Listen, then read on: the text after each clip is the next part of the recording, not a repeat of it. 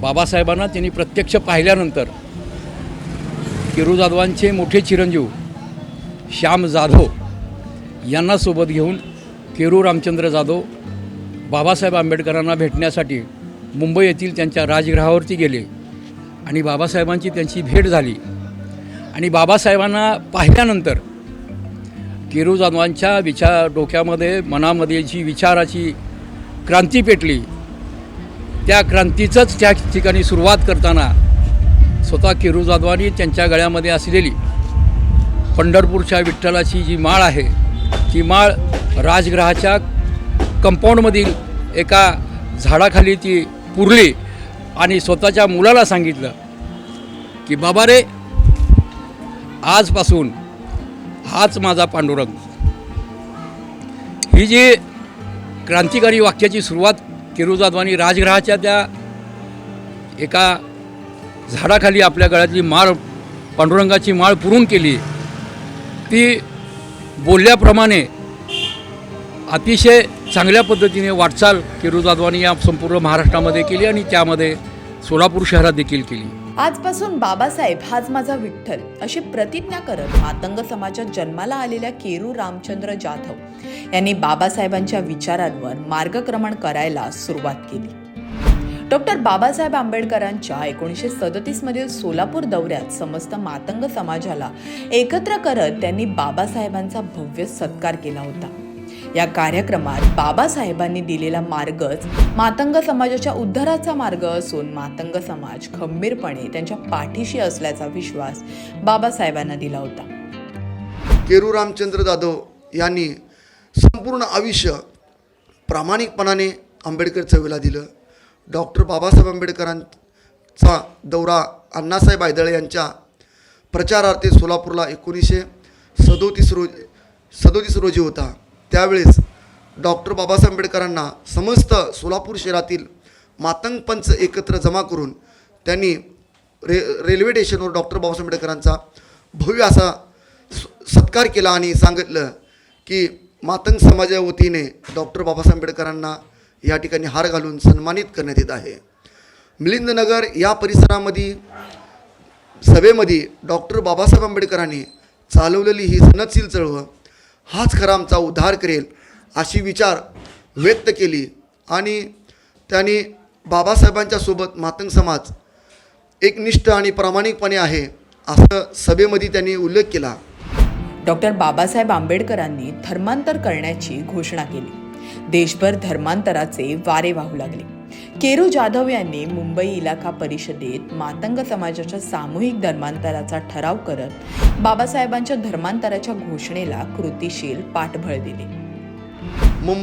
मुंबई मातंग इलाका परिषदेमध्ये डॉक्टर बाबासाहेब आंबेडकरांच्या सोबत मातंग समाज सामूहिकरित्या धर्मांतर करण्यास तयार आहे असा पहिला ठराव मांडला. त्यानंतरनं डॉक्टर बाबासाहेब आंबेडकरांच्या धार्मिक, राजकीय, आर्थिक, सामाजिक अशा प्रत्येक लढ्यामध्ये सोलापूर जिल्ह्यातून केरू रामचंद्र जाधव आघाडीवर होते. केवळ घोषणा न करत केरू जाधव यांनी नागपूरच्या धम्मदीक्षा भूमीमध्ये सुमारे 10,000 मातंग बांधवांसोबत धम्मदीक्षा घेतली. केरू जाधव यांनी सोलापूरच्या महिला कर्मचाऱ्यांचे प्रश्न सोडवले. सामाजिक, राजकीय, शैक्षणिक क्षेत्रात महत्त्वपूर्ण योगदान दिले. बाबासाहेबांच्या महापरिनिर्वाणानंतर त्यांचा अस्थिकलश सोलापूर येथे आणण्यात त्यांचे महत्त्वपूर्ण योगदान आहे. डॉक्टर बाबासाहेब आंबेडकरांचं महापरिनिर्वाण झाल्यानंतर त्यांनी आदरणीय भैयासाहेब आंबेडकरांच्या नेतृत्वाखाली संबंध भारतामध्ये जो अस्थिकलश बाबांचा देण्यात आला त्यामध्ये सोलापूर शहरामध्ये अस्थिकलश आणण्यामध्ये त्यांचा सिंहाचा वाटा होता. डॉक्टर बाबासाहेब आंबेडकरांच्या चळवळीत काम करत असताना त्यांनी मोहोळ इथे स्वतःचं वसतिगृहही चालवलं. शैक्षणिक सिंहाचा वाटा पण त्यांनी देण्याचा प्रयत्न केला. अनेक वेळेस त्यांना अडचणी निर्माण झाल्या. ते आमदारकीला उभा होते. आमदारकीलाही त्यांचा काही विचाराच्या वर्णव्यवस्थित विचाराच्या माणसांमुळे पराभूत झाला, परंतु त्यांनी कधीही आपले विचार मागे घेतले नाहीत. केरू जाधवांच्या नेतृत्वामध्ये सोलापूर शहरातील महानगरपालिकेमध्ये काही महिलांना त्यांनी चतुर्थ श्रेणी कर्मचारी म्हणून महिलांना त्यांनी त्या ठिकाणी महानगरपालिकेमध्ये सेवेत रुजू करून घेतलं.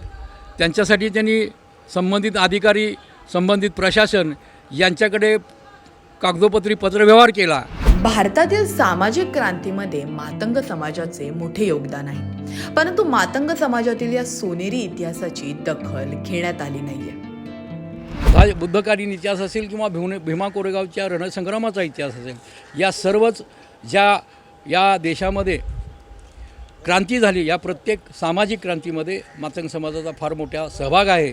परंतु हा सहभागाचा जर शेवट कुठं होत असेल किंवा ह्या सहभागाची सुरुवात जर म्हणण्यापेक्षा ह्या सहभागाची प्रेरणा जर कुठून घेता येत असेल तर मग नामांतरवादी पोशीराम कांबळे असतील, त्या अगोदरचे भीमराव केरू जाधव असतील, केरू रामचंद्र जाधव असतील, किंवा बाबासाहेबांसोबत काम केलेले भाऊसाहेब खुडे असतील, बिराडे असतील नागपूरचे, किंवा सीताराम लांडगे असतील पुण्याचे, आर.जी. खंडागळे असतील, बी.वाय. सरवदे असतील, असे अनेक मान्यवर आहेत की ज्या मान्यवराची इतिहासाने आज देखील दखल घेतलेली नाही आहे. महाराष्ट्रातील मातंग समाजातील अनेक कार्यकर्त्यांनी बाबासाहेब आंबेडकर यांच्यासोबत सक्रियपणे काम केले.